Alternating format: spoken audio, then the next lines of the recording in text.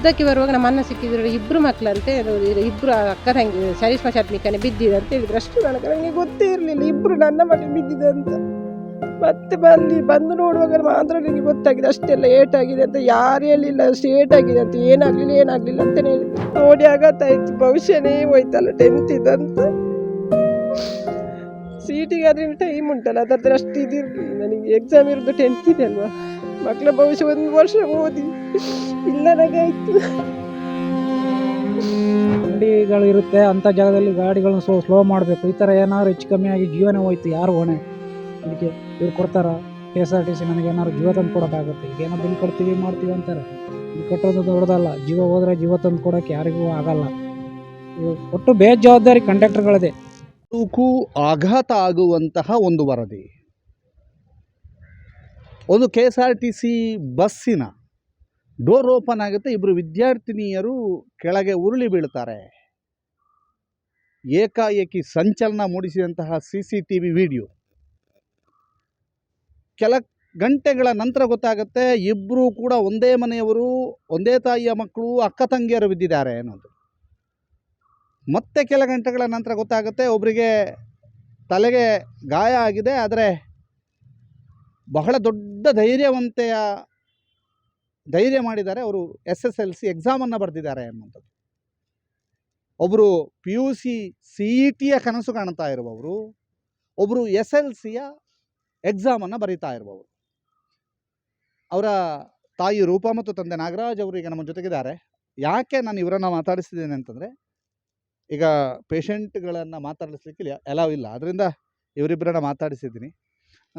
Madam, ಏನಾಯ್ತಂತೆ? ಅಂದರೆ ನಾವು ಈಗ ನೋಡಿದ್ದೇವೆ ವಿಡಿಯೋ ಜನ ಕೂಡ ತುಂಬ ಜನ ನೋಡಿದ್ದಾರೆ. ಏನಾಯ್ತಂತೆ? ಅಂದರೆ ಊರಿಗೆ ಏನಾಗಿದೆ ಅಂತ ಗೊತ್ತಿಲ್ಲ, ಮಕ್ಕಳಿಗೆ ಬಿದ್ದಿದ್ದು ಕೂಡ ಗೊತ್ತಾಗಲಿಲ್ಲ ಅಷ್ಟೊಂದು. ಅವರು ಬಿದ್ದ ತಕ್ಷಣ ಅಲ್ಲಿ ಒಂದು ಪೆಟ್ರೋಲ್ ಹಾಕ್ತಿದ್ರು, ನಮ್ಮ ಮನೆ ಪಕ್ಕದವರು ಸ್ವಲ್ಪ ದೂರ ಇದ್ದಾರೆ, ಅವರು ಆಟೋದಲ್ಲಿ ನೋಡಿ ಬಿದ್ದಿದ್ದಾರೆ ಅಂತ ಮಕ್ಕಳು ಓಡಿ ಬಂದಿದ್ದಾರೆ. ಅವರು ಓಡಿ ಬಂದು ನೋಡುವಾಗ ಇವರಿಬ್ಬರು ಅಂತ ಗೊತ್ತಾಯ್ತು ನನ್ನ ಮಕ್ಕಳು ಅಂತ. ಅವರು ವಾಪಸ್ ಆಟೋಕ್ಕೆ ಹೋಗಿ ಕರ್ಕೊಂಡೋಗಿ ಹಾಕಿದ್ದಾರೆ. ಆಕೆ ಅವರು ಸೀದಾ ಮಾತ್ರ ಹಾಸ್ಪಿಟಲ್ಗೆ ಕೊಂಡು ಹೋಗಿದ್ದಾರೆ. ನನಗೆ ಮಾತ್ರ ಫೋನ್ ಮಾಡಿದ್ದು ಅವರು ನನ್ನೊಟ್ಟಿಗೆ, ಅವರ ಮಕ್ಕಳೊಟ್ಟಿಗೆ ಇನ್ನೊಬ್ಬರು ನಮ್ಮ ಮನೆ ಪಕ್ಕದವರು ಲ್ಯಾಬಿಗೆ ಹೋಗ್ತಾರೆ, ಅವರು ಇದ್ದರು. ಆದರೆ ಅವರಿಗೆ ನನ್ನ ಫೋನ್ ಸಿಗಲಿಲ್ಲ, ಬೇರೆಯವರಿಗೆ ಫೋನ್ ಮಾಡಿದ್ದಾರೆ. ಆದರೆ ನಾನು ಮನೆಗೆ ತಲುಪಲಿಲ್ಲ, ನಾನು ಪಿಕ್ ಮಾಡಿ ಹೋಗಿದೆ ಅಷ್ಟೇ, ಗೇರ್ಕಟ್ಟೆಗೆ ಸ್ಕೂಟಿಯನ್ನು ಡ್ರಾಪ್ ಮಾಡಿ ಹೋಗಿದ್ದೇನೆ. ಅಲ್ಲಿ ಹೋಗುವಷ್ಟು ಮನೆಗೆ ತಲುಪಲಿಲ್ಲ. ನಮ್ಮ ಅಣ್ಣನ ಮನೆ ಪಕ್ಕ ಫೋನ್ ಬಂತು, ನಾನು ಗಾಡಿಯಲ್ಲಿ ಹೋಗುವಾಗ ಫೋನ್ ಎಲ್ಲ ತೆಗೆಯುವುದಿಲ್ಲ. ಮತ್ತೆ ವಾಪಸ್ ಹೋಗಿ ಯಾರು ಫೋನ್ ಬಂತಲ್ಲ ಏನಂತ ಫೋನ್ ಮಾಡುವಾಗ ಅವ್ರದ್ದು ಬ್ಯುಸಿ ಬರ್ತಿತ್ತು. ನೆಕ್ಸ್ಟ್ ಮತ್ತೆ ನಮ್ಮ ಅಣ್ಣ ಫೋನ್ ಮಾಡಿದರು, ಎಲ್ಲಿದ್ದೀಯಾ ಅಂತ. ನಾನು ಮನೆಯಲ್ಲಿದ್ದೇನೆ, ಛದ್ಮಿಕ ಬಸ್ಸಿಂದ ಬಿದ್ದಿದ್ದಾಳೆ ಅಂತೆ ಗುರಣಿಕೆರೆಯಲ್ಲಿ ಅಂತ ಹೇಳಿದರು. ಅದು ಕೂಡ ನಿಜವಾಗಿ ಬಿದ್ದಿದ್ದು ಇಲ್ಲಿ ರೇಷ್ಮೆ ರೋಡಿಯಲ್ಲೇ ಬಿದ್ದಿದ್ದಾರೆ, ಗುರಣಿಕೆರೆಯಲ್ಲಿ ಬಿದ್ದಿಲ್ಲ. ಆಮೇಲೆ ನಾವು ಸೀದಾ ನನ್ನ ಮೈದನ ಇದ್ದರು, ನಾವು ಸೀದಾ ಬಂದ್ವಿ ಆಸ್ಪತ್ರೆಗೆ. ಅರ್ಧಕ್ಕೆ ಬರುವಾಗ ನಮ್ಮ ಅಣ್ಣ ಸಿಕ್ಕಿದ್ರು, ಇಬ್ಬರು ಮಕ್ಕಳಂತೆ, ಇಬ್ಬರು ಅಕ್ಕ ತಂಗಿ ಚರಿಷ್ಮಾ ಶರ್ಮಿಕನೇ ಬಿದ್ದಿದೆ ಅಂತ ಹೇಳಿದ್ರು. ಅಷ್ಟು ನನಗೆ ಗೊತ್ತೇ ಇರಲಿಲ್ಲ ಇಬ್ಬರು ನನ್ನ ಮಕ್ಕಳು ಬಿದ್ದಿದೆ ಅಂತ. ಮತ್ತೆ ಬಂದು ನೋಡುವಾಗ ಮಾತ್ರ ನನಗೆ ಗೊತ್ತಾಗಿದೆ ಅಷ್ಟೆಲ್ಲ ಏಟಾಗಿದೆ ಅಂತ. ಯಾರು ಹೇಳಿಲ್ಲ ಅಷ್ಟು ಏಟಾಗಿದೆ ಅಂತ, ಏನಾಗಲಿಲ್ಲ ಅಂತಲೇ ಹೇಳಿದರು. ಮತ್ತೆ ಅಲ್ಲಿ ಬಂದು ನೋಡುವಾಗ ಅಷ್ಟೊಂದು ಜೋರಾಗಿದೆ, ಸೀರಿಯಸ್ ಆಗಿದೆ ಅಂತ ನನಗೆ ಗೊತ್ತಾಗಿತ್ತು. ನೋಡಿ ಆಗತ್ತಾಯ್ತು, ಭವಿಷ್ಯನೇ ಹೋಯ್ತಲ್ಲ, 10th ಇದಂತ. ಸೀಟಿಗೆ ಅದ್ರ ಟೈಮ್ ಉಂಟಲ್ಲ, ಅದ್ರ ಅಷ್ಟು ಇದಿರಲಿಲ್ಲ ನನಗೆ. ಎಕ್ಸಾಮ್ ಇರೋದು 10th ಇದೆ ಅಲ್ವಾ, ಮಕ್ಕಳ ಭವಿಷ್ಯ 1 ವರ್ಷ ಓದಿ ಇಲ್ಲ ನನಗಾಯ್ತು. ಮತ್ತೆ ಡಾಕ್ಟ್ರೆಲ್ಲ ಬಂದ ಮೇಲೆ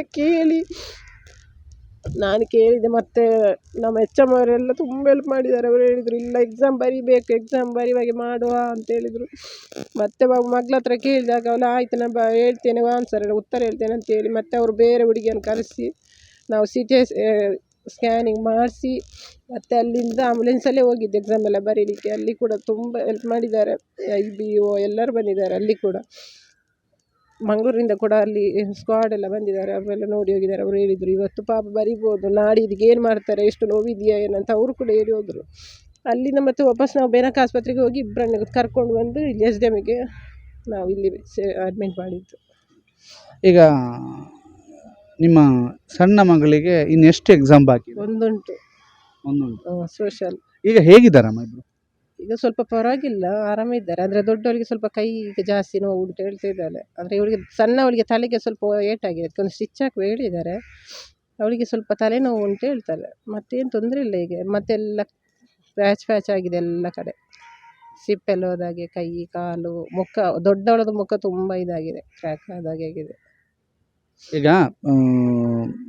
ಎಂತ ಬಸ್ ಇದು ಲಾಕ್ ಹಾಕಿರ್ಲಿಲ್ಲ ಅಂತ ಲಾಕ್ ಹಾಕಿರ್ಲಿಲ್ಲ ಅಂತ ಅವರು ಒಂದು ಮಾತ್ರ ಲಾಕ್ ಹಾಕಿದ್ದಾರೆ, ಮೇಲೊಂದು ಲಾಕ್ ಇರ್ತದಲ್ಲ ಅದು ಹಾಕಿರಲಿಲ್ಲ ಅವರು.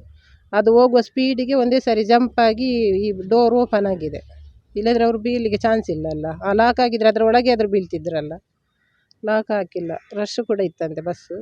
ಅಂದರೆ ಸಣ್ಣ ಮಕ್ಕಳು ಜಾಸ್ತಿ ಇರಲಿಲ್ಲ, ದೊಡ್ಡವರೇ ಇದ್ದಿದ್ದು. ಇವರೇ ಮಕ್ಕಳಿದ್ದಂತ ನನ್ನ ಒಂದು ಅನಿಸಿಕೆ. ಇರ್ಬೋದು, ಮತ್ತೆ ಇರಲಿಲ್ಲ ಅಂತ ಮಕ್ಕಳೆಲ್ಲ ದೊಡ್ಡವರೇ ಇದ್ದಿದ್ದು ಜಾಸ್ತಿ. ಅಂದರೆ ಇವರು 9:30ಗೆ ರೀಚ್ ಆಗೋದು. ಗಾರ್ಮೆಂಟಲ್ಲಿ ಹೋಗುವವರಲ್ಲ, ಪ್ರೈವೇಟ್ಗೆ ಹೋಗುವವರು ಬಸ್ ಬೇಗ ಬಂತಂತ ಅದಕ್ಕೆ ಹೋಗಿದ್ದವರು. ಇಲ್ಲಾಂದರೆ 9:15 ಬಸ್ಸಿಗೆ ಹೋಗುವವರು ಅವರು. ಯಾವಾಗಲೂ ಈ ಬಸ್ಸಲ್ಲಿ ಹೋಗ್ತಿರ್ಲಿಲ್ಲ. ಇಲ್ಲಿಲ್ಲ, ಆ ಬಸ್ಸಿಗೆ ಅಂತೇನು ಹೋಗುವುದಿಲ್ಲ ಅವರು. 8:50 ಬಸ್ಸಿಗೆ ಹೋಗೋದು. ಇವತ್ತು ಸ್ವಲ್ಪ ಲೇಟ್ ಆಯಿತು, 9:15 ಬಸ್ಸಿಗೆ ಹೋಗಿದ್ದವರು. ಅದಕ್ಕಿಂತ ಮುಂಚೆ ಗೌರ್ಮೆಂಟ್ ಬಂತಂದು ಅದಕ್ಕೆ ಹತ್ತಿರೋದು. ಅದು ಬಸ್ ಮತ್ತೆ ಬರಬೇಕು.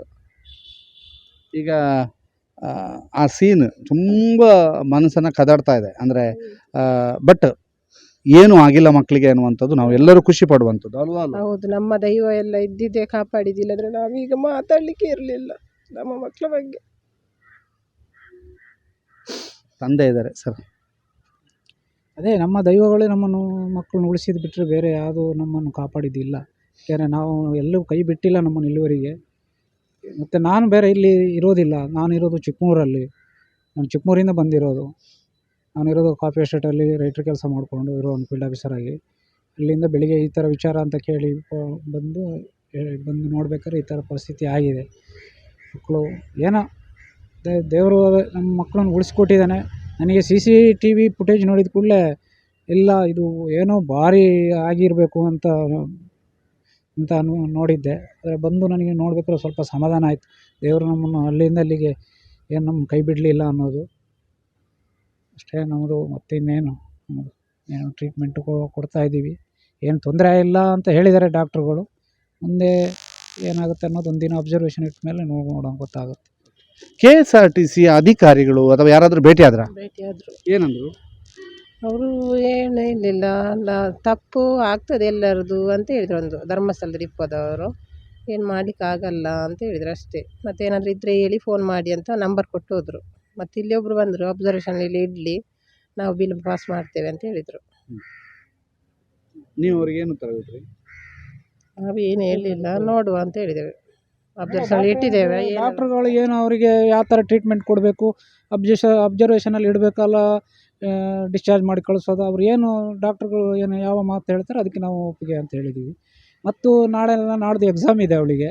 ಅದಕ್ಕೆ ಇಲ್ಲಿಂದನೇ ಅವರು ಅಪ್ ಆ್ಯಂಡ್ ಡೌನ್ ಮಾಡೋಕ್ಕೆ ಮಾಡ್ಬೋದು ಅಂತ ಡಾಕ್ಟ್ರುಗಳು ಹೇಳಿದ್ದಾರೆ. ಅದಕ್ಕೆ ವ್ಯವಸ್ಥೆ ಮಾಡಿಕೊಡುವ ಅಂತ. ಏನಾದ್ರು ಜಾಸ್ತಿ ನೋವಾಗಿ ಏನಾದ್ರು ಇದಾಗಿದ್ದರೆ ಆ ಥರ ಇದ್ದರೆ ಅದಕ್ಕೆ ಅವರು ಪುತ್ತೂರಿನ ಡಿಪೋದವರು ಬಂದಿದ್ದಾರೆ. ಅವರು ಅದಕ್ಕೆ ಯಾವುದಕ್ಕೂ ಎಲ್ಲದಕ್ಕೂ ಸಹಮತ ಕೊಟ್ಟಿದ್ದಾರೆ. ಏನು ನಮ್ಮದೇನೋ ತೊಂದರೆ ಇಲ್ಲ, ಅದು ಏನು ಟ್ರೀಟ್ಮೆಂಟ್ ಆದರೂ ನಾವು ಮಾಡಿಸ್ಕೊಡ್ತೀವಿ ಅಂತ ತೊಂದರೆ ಇಲ್ಲ ಅಂತ ಹೇಳಿದ್ದಾರೆ. ಮತ್ತು ಅಲ್ಲಿದ್ದು ಬಿಲ್ ಅವರೇ ಕಟ್ಟಿದ್ದಾರೆ. ನಮ್ಮ ಅಭಯದಲ್ಲಿ ಫಸ್ಟಿಗೆ ನಾವು ಅಡ್ಮಿಂಟ್ ಆಗಿದ್ದೇವಲ್ಲ, ಅಲ್ಲಿದ್ದು ಬಿಲ್ ಅವರು ಮಾಡಿದ್ದಾರೆ, ನಾವು ಕೊಡಲಿಲ್ಲ. ಈ ಅಜಾಗರೂಕತೆ ಅಥವಾ ಈ ಡೋರಿಗೆ ಲಾಕ್ ಹಾಕದಿರುವಂಥದ್ದು ಇದಕ್ಕೆ ಜವಾಬ್ದಾರಿ ಯಾರು? ಅದು ಅವರು ನಿಜವಾಗಿ ಗೌರ್ಮೆಂಟ್ ಬಸ್ಸಿನ ಕಂಡಕ್ಟರ್ಗಳು ಜವಾಬ್ದಾರಿಯಿಂದ ಇರಬೇಕು. ಅಂದರೆ ಅವ್ರ ಕೆಲಸ ಇರುವುದೇ ಅದೇ ಅಲ್ವಾ, ಅದನ್ನು ಕ್ರಮಬದ್ಧವಾಗಿ ಮಾಡಬೇಕು. ಮತ್ತು ಡ್ರೈವರ್ಗಳಷ್ಟೇ ಅಷ್ಟು ಫಾಸ್ಟಾಗಿ ಹೋಗುವಂಥದ್ದು ಏನಿರ್ತದೆ ಅವರಿಗೆ, ಒಂದು ಟೈಮ್ ರೀಚ್ ಆಗುವಷ್ಟೇ ನಿಧಾನಕ್ಕೆ ಹೋಗ್ಬೋದಲ್ಲ. ಎಷ್ಟು ಫಾಸ್ಟ್ ಓಡ್ತದೆ ಅಷ್ಟು ಫಾಸ್ಟು ಗಾಡಿಯನ್ನು ಕೂಡ ಓಡಿಸ್ಬಾರ್ದು ಅಂತ.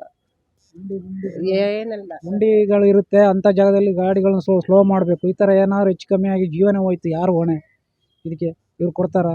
KSRTC ನಮಗೆ ಏನಾದ್ರು ಜೀವ ತಂದು ಕೊಡೋಕ್ಕಾಗುತ್ತೆ? ಈಗೇನೋ ಬಿಲ್ ಕಟ್ತೀವಿ ಮಾಡ್ತೀವಿ ಅಂತಾರೆ. ಬಿಲ್ ಕಟ್ಟೋದು ದೊಡ್ಡದಲ್ಲ, ಜೀವ ಹೋದರೆ ಜೀವ ತಂದು ಕೊಡೋಕ್ಕೆ ಯಾರಿಗೂ ಆಗಲ್ಲ. ಒಟ್ಟು ಬೇಜವಾಬ್ದಾರಿ ಕಂಡಕ್ಟರ್ಗಳದೇ ಇಬ್ಬರದೇ ಇದೆ.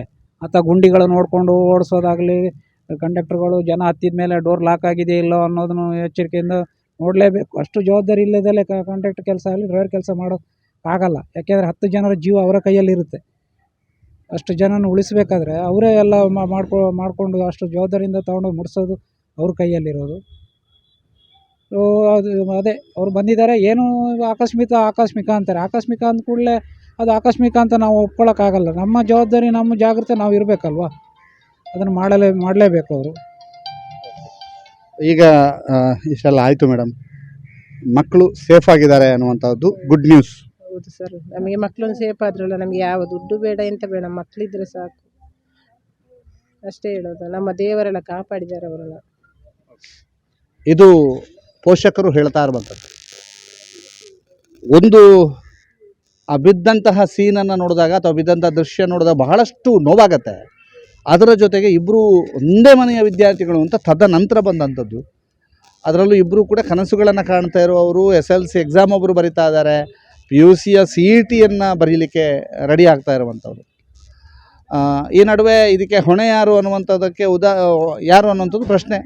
ಆ ಪ್ರಶ್ನೆಗೆ ಉತ್ತರ ಕಂಡಕ್ಟರ್ ಅಥವಾ ಡ್ರೈವರ್ ಅನ್ನೋಂಥದ್ದೇ ಬರ್ತದೆ.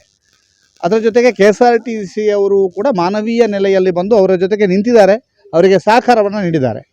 ನೀಡಲೇಬೇಕು, ನೀಡುವಂತಹದ್ದು ಧರ್ಮ ಅಂತ ಹೇಳ್ತಾ ಆದಷ್ಟು ಬೇಗ ಇಬ್ಬರು ಮಕ್ಕಳು ಕೂಡ ಚೇತರಿಸಿಕೊಂಡು ಅವರ ಭವಿಷ್ಯ ಉಜ್ವಲವಾಗಲಿ.